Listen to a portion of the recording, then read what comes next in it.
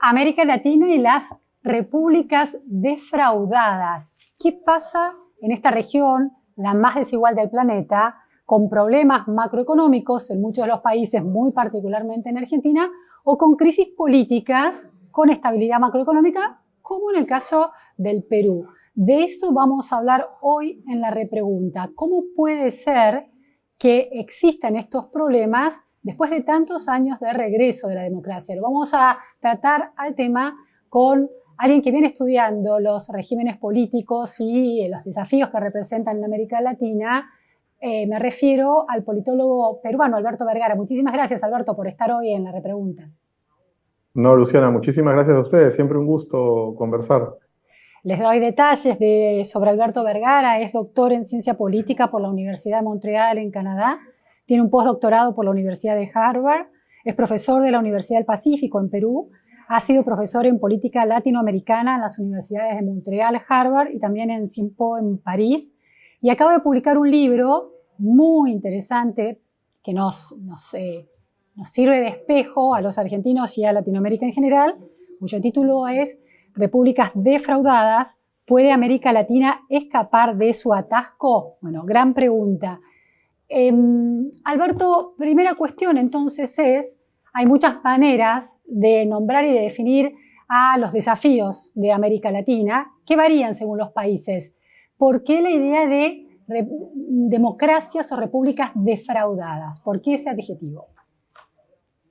Porque creo que el punto de partida del libro se da en un momento en el cual en América Latina se acumularon un montón de dimensiones que evidencian el hartazgo ciudadano, el cansancio, el malestar, el mal humor, en algunos casos la furia, ya te digo, en términos de cómo se vota, en el cual se sanciona más de lo que se anhela, en términos de estallidos sociales, como en Chile, como en Colombia, como en Perú, en fin, como en otros casos, en términos de las sensaciones que las encuestas continentales recogen. La ciudadanía está convencida de que ella influye poco en el proceso político de sus países y además convencida de que se gobierna para unos pocos. ¿En qué porcentaje es esto de acuerdo con las encuestas globales? Mira, en términos de la pregunta sobre si se gobierna para la mayoría o para unos pocos, si sumas la gente que está completamente de acuerdo con esa afirmación y la gente que está de acuerdo, llegas al 90% en algunos países, como Brasil, como México. Y entonces eso, ¿no? Creo que, por lo tanto, el libro trata de indagar este momento peculiar en el cual se han manifestado muchas de estas situaciones. Y entonces lo que propone es que vivimos en repúblicas que defraudan sus promesas más básicas. La promesa de poder todos convivir en comunidades políticas en las cuales somos semejantes, en las cuales todos disfrutamos de dosis de libertad semejantes, y que además en el contexto latinoamericano, digamos, post-boom de los commodities, muy especialmente para Sudamérica, pues las clases medias, las clases bajas se han dado cuenta que la posibilidad de la movilidad social, del ascenso, se ha hecho muy cuesta arriba. Y entonces eso fomenta esta situación de desencanto, de sensación de estas promesas que están defraudadas. Alberto, hay una categoría tradicional que se ha usado para definir a esta región que es países en vías de desarrollo. Esa sensación de camino, de recorrido, de movilidad hacia el futuro ya aplicado a las sociedades y a las naciones, no tanto a los individuos en el sentido de la movilidad social individual. ¿Se mantiene o los países se ha frenado ese en vías de desarrollo? Yo creo que se ha debilitado, deshilachado la legitimidad de esa idea de que estamos en vías de desarrollo. Creo que tanto los economistas hablando en términos de la trampa de los ingresos medios, los politólogos hablando de estos regímenes políticos de institucionalidad media, lo que va quedando claro es que no estás más atrás de los desarrollados, estás en un en un camino que no lleva hacia el desarrollo, ¿no? Que no estás en ese camino. Y creo que eso alienta el desaliento en la región. Eh, yo utilizo ahí en el libro este verso famoso de William Blake de no esperes sino veneno de las aguas estancadas, ¿no? Y creo que en el caso de América Latina hay mucho de eso, ciudadanías que mayoritariamente comienzan a percibir que el sistema no les va a permitir progresar en la medida de sus expectativas, que es algo bien importante, porque puede haber progreso objetivo y sin embargo que no cumple con las expectativas de una ciudadanía, ¿no? Alberto, la palabra estancamiento, estancada en la Argentina, decimos la Argentina está bloqueada, ¿no? No logra desarmar ese nudo, esa especie de ovillo, no le encuentra la punta de ese ovillo. Ahora, en cada país la situación tiene que ver con distintas cuestiones. Desde Argentina, Perú se ve como una macroeconomía estable, ¿no? Con una inflación. La Argentina tuvo en marzo casi 8% de inflación y Perú tuvo en marzo 1,25% de inflación mensual. Cayó 0,23 puntos respecto del 2022 y la inflación interanual fue de 8,4, cuando esa inflación de 8,4 es la inflación de abril solamente en la Argentina. Entonces, desde Argentina, el proceso político-económico de Perú tiene un costado envidiable. Quiero decir, hay una enorme inestabilidad política, sabemos que el presidente Castillo fue finalmente destituido y ha habido presidentes presos, un presidente suicidado, pero hay una macroeconomía estable dependiente de ese Banco Central Independiente conducido por Julio Velarde desde 2006. Ese Perú de tribal en términos políticos, pero de macroeconomía estable, ¿le encontró la vuelta? ¿Encontró la punta del ovillo de alguna manera? Creo que es la paradoja peruana desde hace mucho tiempo, ¿no? Es decir, creo que finalmente podríamos decir, a manera de síntesis, tú comenzabas la pregunta planteando el paralelo con Argentina, uno podría decir, en el Perú hay un consenso, algo que se acerca a un consenso sobre la administración macroeconómica del país, pero no hay un consenso democrático. Creo que el consenso democrático se rompió. Hoy en el Perú no hay más pacto democrático. Sin embargo, uno podría decir lo contrario de la Argentina. La Argentina, sin embargo, tiene un consenso democrático fuerte, y sin embargo lo que no hay es un consenso respecto de la administración de las finanzas públicas del país, ¿no? No sé, como dices, para usar tu expresión, no se le ha logrado dar la vuelta. En el caso peruano eso es producto de muchas cosas, pero lo fundamental creo es que la debilidad de la política peruana, que es la misma que produce esta recatapila de golpes de Estado, vacancias, disoluciones, presidentes que pasan como las semanas, esa misma debilidad hace que los actores políticos no tengan posibilidad tampoco de alterar la política macroeconómica, ¿no? Entonces son como dos caras de la misma moneda y al mismo tiempo creo que juega un papel un poco condescendiente en el país, en el cual sobre todo las élites económicas piensan, bueno, mientras el crecimiento más o menos se mantenga, mientras Julio Velarde siga ahí asegurando que el dólar es estable, que la inflación no sea muy alta, estamos relativamente bien, ¿no? Ahora, ¿no tienen un punto, Alberto, no hay un punto ahí, no es un punto razonable ese, la idea de que entiendo que el componente político de la democracia es débil en Perú, pero una democracia sin una macroeconomía democrática, por decirlo de alguna manera, tampoco es del todo completa, ¿no?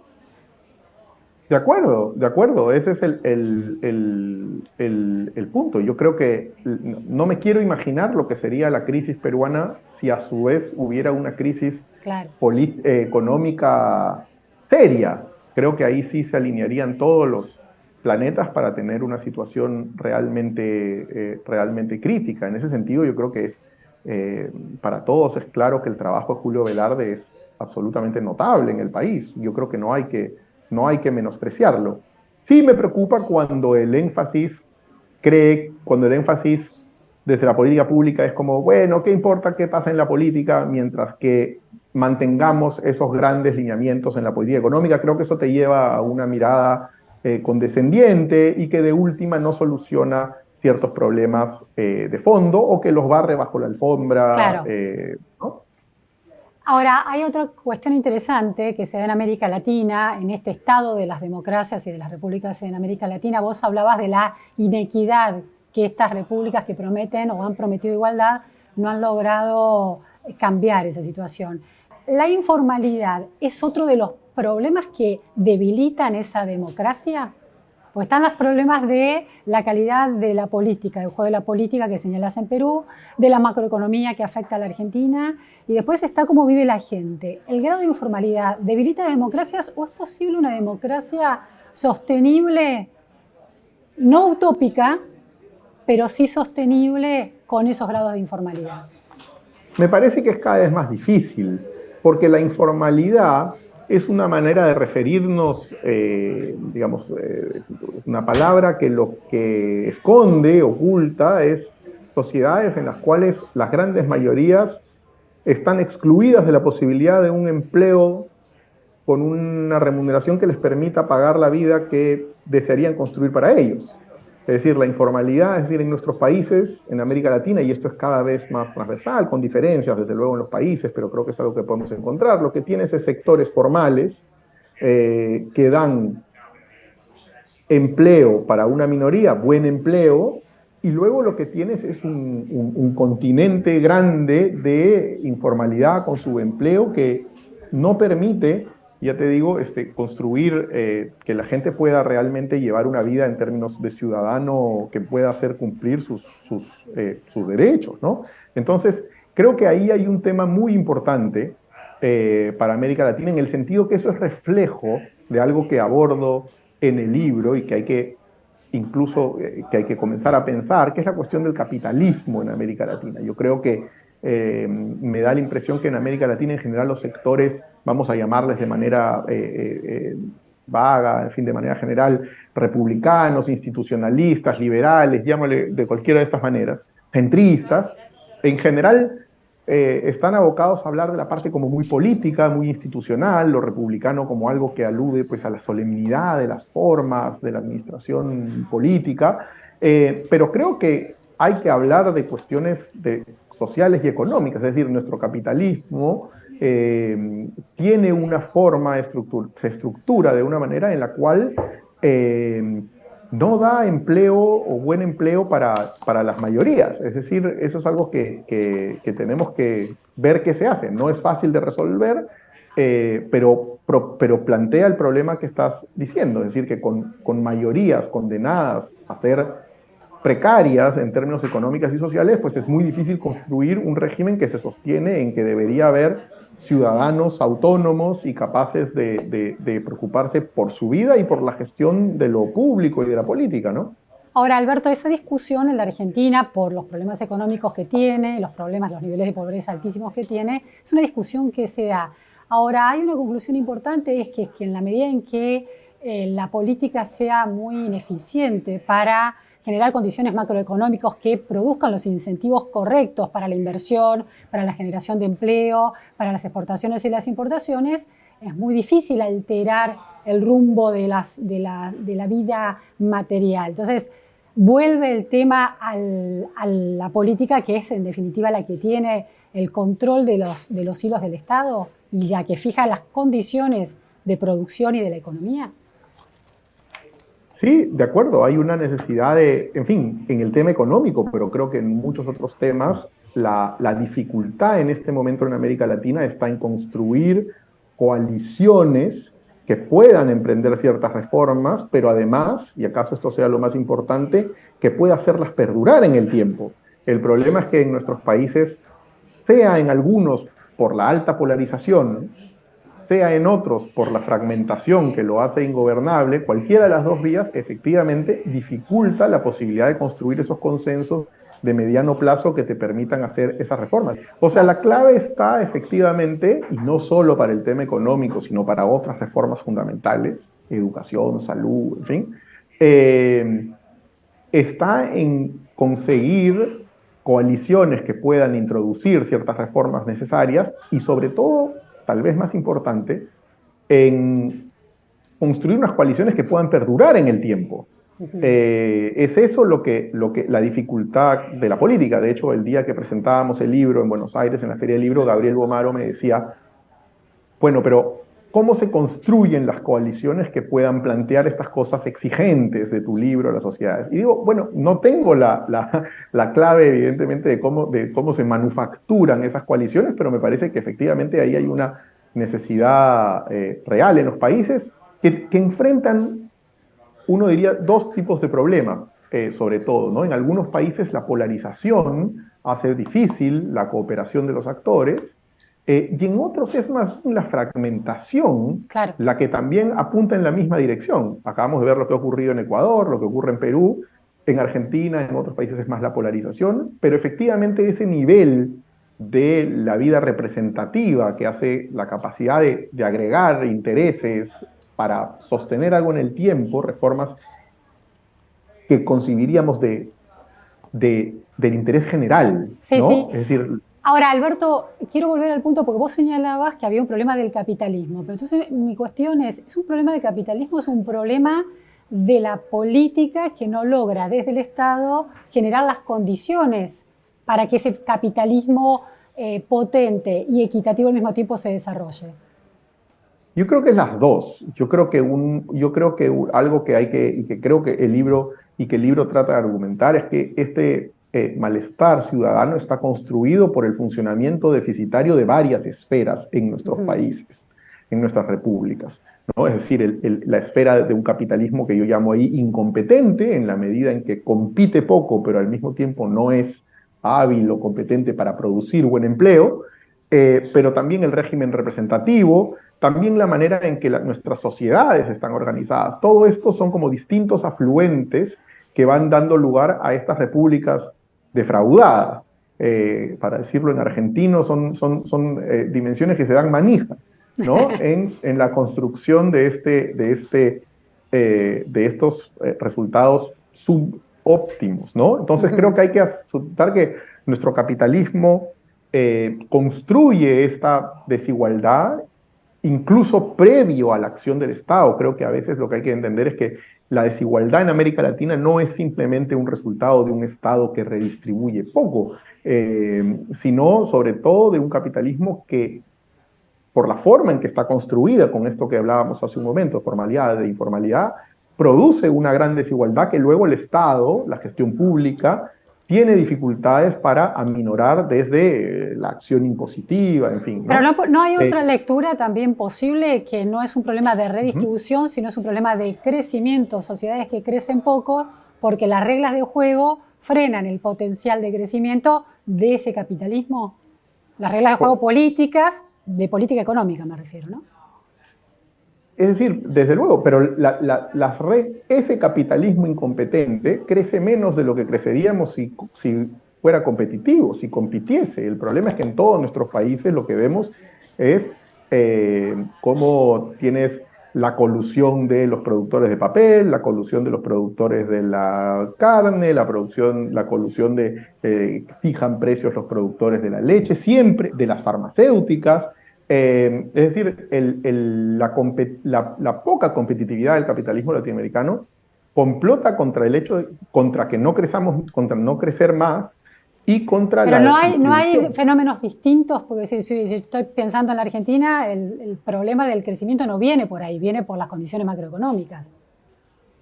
Viene de los dos sitios, diría yo. Han tenido varios casos en los cuales la competencia es menos abierta y menos... porque está protegida por el Estado en muchos casos. También, por supuesto. Y desde luego la gestión macroeconómica en Argentina, todos sabemos que es en este momento la barrera principal, el hecho de que es muy difícil conseguir un crédito, el hecho de que en la práctica pues no hay dólares en el mercado, Claro. todo eso hace que la economía sea mucho menos competitiva, desde luego.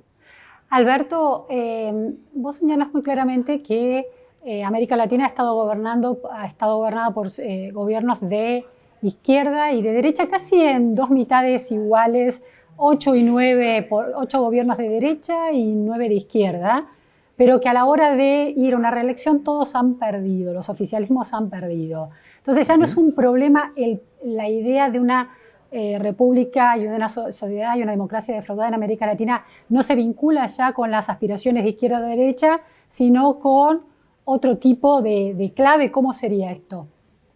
Sí, o sea, lo que hay es una voluntad de utilizar el voto mucho más para sancionar que para construir un tipo de orden que despierte el entusiasmo de la población. Esa tabla a la que hace referencia, bueno, el libro se acabó de escribir en septiembre del año pasado y claro, eran las últimas 17 elecciones, cosa que se mantuvo hasta la última elección en Paraguay, en la que el Partido Claro. Colorado sí ha logrado reelegirse. Pero si no, lo que vemos en todas partes es un ánimo de sancionar a quien está en el poder, de castigarlo en la elección, ¿no? Ahora, más allá del ciclo electoral o de los ciclos electorales, creo que lo importante es que, por lo menos en los últimos 20 años, digamos, en este siglo, creo que no hay espacio para decir que la izquierda o la derecha lo haya hecho realmente mejor en nuestros países de manera consistente, que uno pueda decir, mira, el hecho ideológico realmente marca una diferencia en el de los resultados de la gestión pública. Creo que tenemos gobiernos, países que han estado más manejados desde la derecha, que consiguieron crecimiento económico, reducir desigualdades. Hay países manejados desde la izquierda que consiguieron lo mismo o que de manera semejante, pero también hay lo contrario, hay gobiernos de izquierda que han sido un verdadero desastre. Hay, por ejemplo, el tema de la criminalidad que se va convirtiendo en América Latina en algo realmente grave.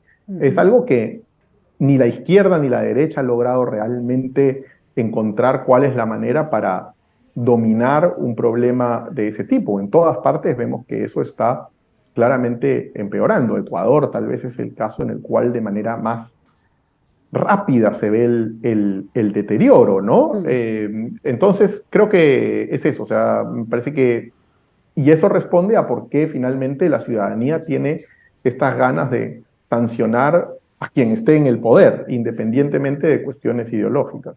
Última pregunta, Alberto. Planteas como una de las tesis importantes y fuertes del libro que hay que dejar de pensar en un horizonte utópico que trastoque completamente el orden y los carriles de transformación de una sociedad para ir a cambios más marginales, no a un reformismo. ¿Podrías explicar, desarrollar esa noción? Sí, yo creo que la idea de que puede haber un momento histórico que borra de un plumazo lo previo y establece el nuevo día me parece ilusoria. Creo que ni siquiera la Revolución Francesa logró marcar un antes y un después así de tajante. Y creo que lo que hace falta en realidad es mucho más la humildad de saber que las cosas que uno construye solo pasan por el esfuerzo sostenido durante mucho tiempo de muchos, y que no hay líderes predestinados, sino que tiene que ser finalmente un esfuerzo sostenido en el tiempo por políticos, ciudadanos, distintos sectores sociales. En ese sentido, yo creo que América Latina probablemente necesita una revolución de los fines, pero aprender el oficio difícil, pero humilde, de mantener ciertas políticas. El desarrollo económico, por lo menos para restringir al desarrollo económico, no viene de países que durante 5 o 6 años crecen a 7%. Viene de países que logran crecer 3 o 4 durante 4 décadas. Claro. Es decir, eso supone el sostenimiento en el tiempo de ciertas políticas, y por lo tanto lo revolucionario en América Latina está en eso, en la capacidad de sostener reformas durante mucho tiempo, más que creer en que el día nuevo va a llegar o por la vía de un líder providencial, o por un golpe de Estado, o por golpe de alguien puño en la mesa, ¿no? Como que Sí, sí. eso es. Soluciones mágicas. Muchísimas gracias, Alberto, por estar hoy en la repregunta con estas ideas tan interesantes sobre América Latina y las repúblicas defraudadas. No, muchísimas gracias a ti, Luciana. Gracias.